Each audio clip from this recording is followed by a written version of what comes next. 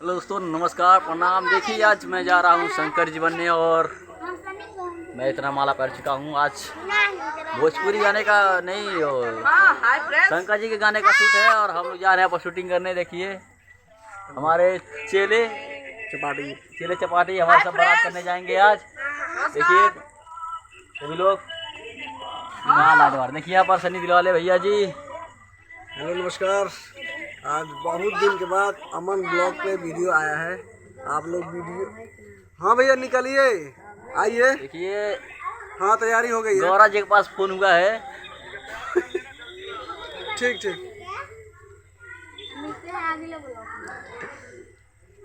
देखिए हम लोग गौरा जी के पास फ़ोन किए थे, यानी कि एक्टर सोना जी के पास। सर्विस भैया लेकर आएंगे और अभी शूट होगा।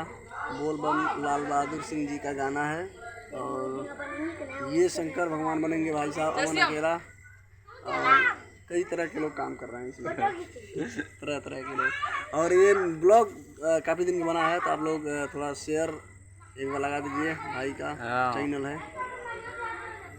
चलिए नमस्कार। फिर मिलेंगे नेक्स्ट वीडियो में। जब शंकर जी बन जाएंगे तब मिलेंगे अगले ब्लॉग पर, अगले ब्लॉग में जब शंकर जी बनने के बाद शूटिंग चालू फिर।